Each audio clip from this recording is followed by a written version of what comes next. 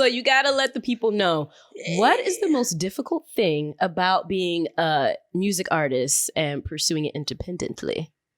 You don't have a lot of backup. You got to spend your own bread.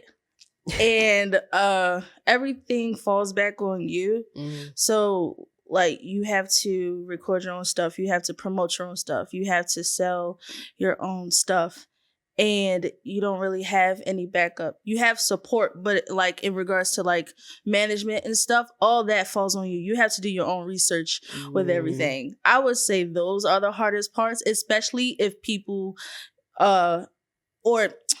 especially if you don't have like a tight-knit team around you as well. So that's, one man band, doing it all yourself. Yeah. One woman show, for real. But we got to flip it to the bright side. Yeah. So what would you say is the most fulfilling thing about being an independent artist and pursuing music? Or what do you love the most about this journey? I own all my shit. Okay, say it again. I own all my shit. Yes. I own my music. No one has to tell me how I should sound, what I should sound like, what I should change. It's all mine. And if I don't have to owe anyone an explanation as to why I should put out this song, I'm going to put it out because I want to put it out. So that's the most rewarding part. That is mine. Yes. And speaking on that, I feel like we hear so often, especially women in the music industry, how they are constantly told you have to be a certain way, look a certain way, sound a certain way. Have you ever had an instance like that where you had to stand your ground and stand on business? Like, no, this is who I am. This is what it's going to be. And that's that. Have you ever had people try to shift you? Yeah, I have. How did you navigate? Some of my songs, people thought it was too slow, but that's just what I resonated with. Now, obviously, I do have more upbeat songs, but most of the songs off my album, instead of this interlude, is slow. But I resonate to slow music. I grew up on slow jams, so that's just what I resonate to. But how I navigate it is I just tell people like, well, you put out music then.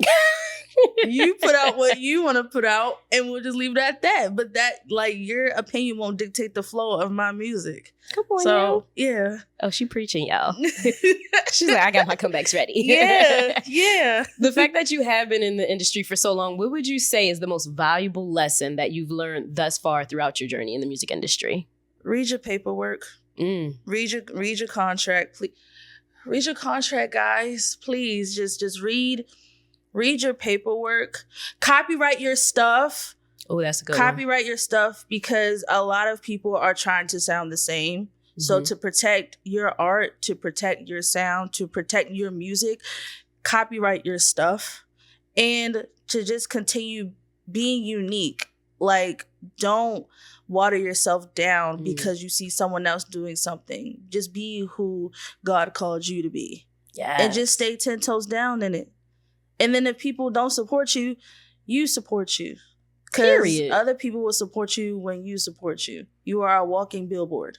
Yes. And you made a really good point about not going into the trends, which you see everyone else doing. Stay true to yourself. In this day and time, especially with TikTok, everyone is trying to go viral. Everyone's trying to make a quick sound bite, a quick hook. Literally, I feel like all the music nowadays sounds exactly the same. It sounds the same. But what do you feel helps keep that drive in you where you don't shift left and try to be like everyone else? Like, I'm going to get where I need to be by staying true to myself. Do you ever have like a little pinch where it's like, should I try one song? How do you keep yourself together? Me sounding like everyone else didn't get me anywhere. But me sounding myself got me in more doors than what I thought of. Yes. Yeah. I hope y'all listen to that one. Yeah. Short but sweet answer. Like, being who I am and not trying to sound like someone else has gotten me more opportunities, more support than me trying to sound like the next Jill Scott, the next Jasmine Sullivan, the next Erykah Badu. That has gotten me farther than it has before. Love that for you. Now, I'm curious, how would you say your music has evolved since you first started? Oh my gosh, girl. Yeah, the flashback. Yeah, because, oh my gosh. Okay. So for those who's been there with me since the beginning, I dropped my first song called 2 back in 2018. And I sounded nervous. I sounded afraid. I was mumbling my words, and I was just putting out a song because I was an artist. Mm-hmm. But then I went to college and I got the right training needed and everything, and I started finding my voice once I moved to Philly. So I think I have grown with my voice and how I sound is that not only did my voice naturally just change over time, but I started really diving deep into what I was singing. Like I started adding more emotion to what I was singing, and I would just start experimenting. Like there's been times in the studio when my producer, shout out to KD and Michael, they'll just be like, how about you just try this? How about you just try that? And then I'll try it, and then I'll like it, and then I'll just enter like a flow state. So I ended up not being scared anymore. When I first put out my projects, before then, I was like nervous and scared and not really sure. But now I'm sure. It's the confidence. Yes. That played a huge part. As it should. And we have to tap back into your music. So can you tell us about your song, Womanless? What is that one about? Womanless. Okay, so it's so crazy. I got the title Womanless from the movie Fences with oh my god, with Denzel and Viola Davis. Yes. Yeah. And there was one part when like oh my god, I forgot the character's name, but she was like, "You gonna be a womanless man," and then I was like.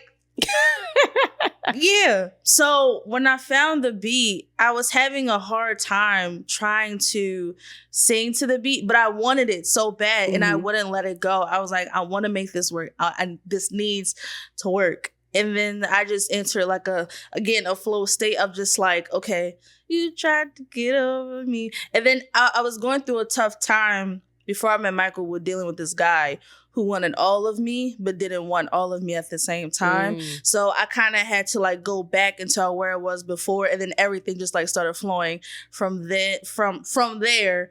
And then my favorite part of the song is that I'm moving forward and I needed to let you go. And then I just, yeah. And it was fun to record. But Womanless is about, I'm moving on. I don't need you. You never really wanted me in the first place. And one night I got tired and I was just like, fuck it. I don't want nothing to do with you no more. And you had me and now you don't have me. And that sucks for you. So yeah. She has clothes folded, y'all. Beat them at the door. Yeah.